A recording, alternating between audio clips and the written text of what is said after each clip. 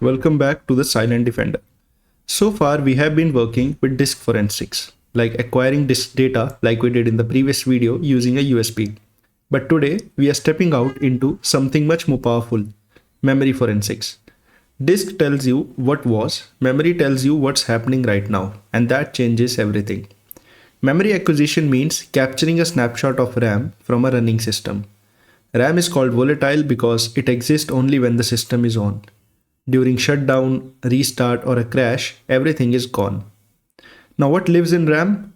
High value data, running processes, fileless malware, network connections, decrypted data, encryption keys.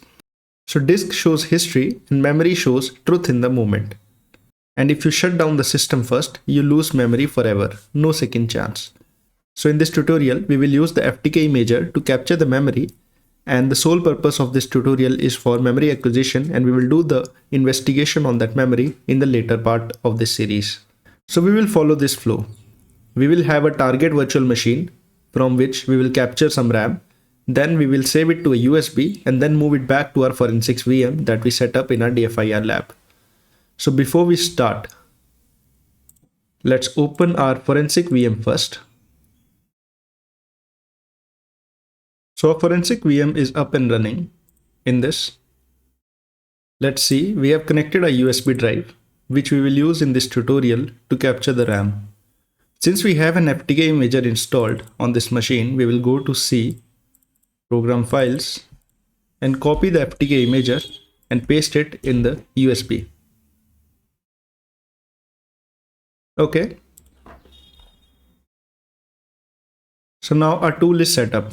Let's quickly jump over to our target virtual machine. Just addition, if you're having trouble connecting your USB to a virtual machine, you can watch the previous video in which we installed the VirtualBox extension pack and connected our USB to the virtual machine. As of now, let's shut down this machine.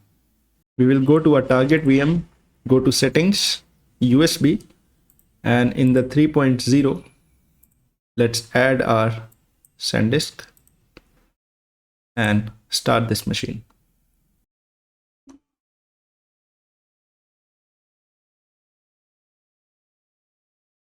Okay, so our USB is up. Now to make this more interesting, let's do a few things. Let's open our browser.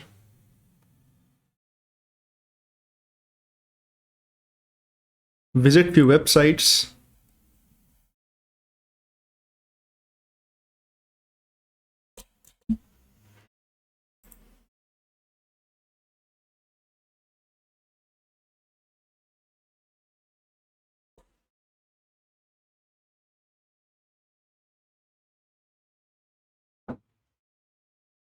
Let's open our notepad.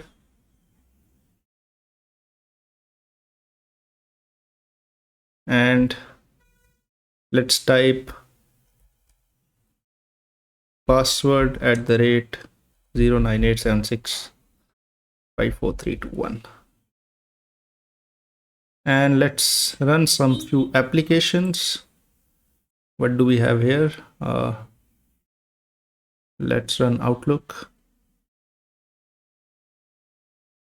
and Microsoft Store. Let's also open command prompt. And that should be sufficient. So why? Because memory captures current activity. So more the activity, richer is the evidence. Now since we have the USB plugged in,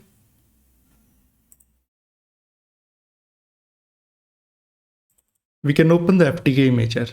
So we avoid installing tools on the target system, so there is less contamination and more realistic approach. So in FTK, let's launch the tool.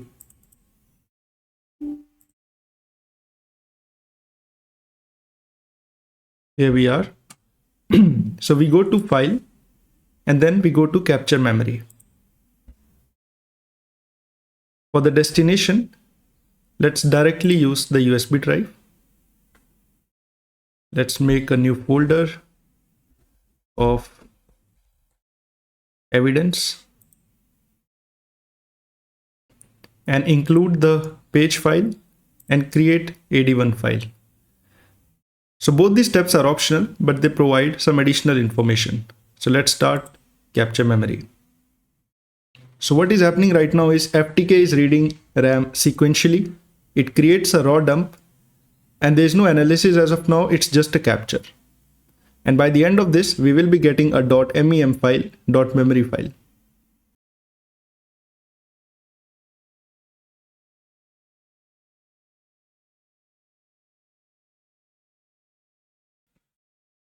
Okay, so memory capture has finished successfully. Let's close this and let's just clean it up. And now, as you can see in the evidence section, we have the memory capture AD files. We have the .mem file, which we will use. Let's shut it down. So now we can turn on our forensics VM. Let's go ahead to the file explorer and take our memory capture, copy this, and inside the folder that we created for forensics, let's paste it here under images.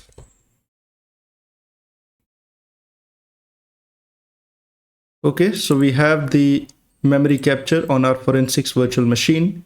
The point here is that we don't want to analyze it on the target VM. We always want to move the evidence to a forensic system. Now in this lab, we used USB directly, but in real world investigations, hardware write blockers are used, dedicated forensic media, strict chain of custody and isolated system. Reason, even plugging a USB can introduce a risk. So professionals minimize interaction as much as possible. So now we have the memory dump, but we haven't analyzed it yet. In the next video, we will learn how to safely mount and work with forensic images and then move towards memory analysis. This is where DFIR starts getting real.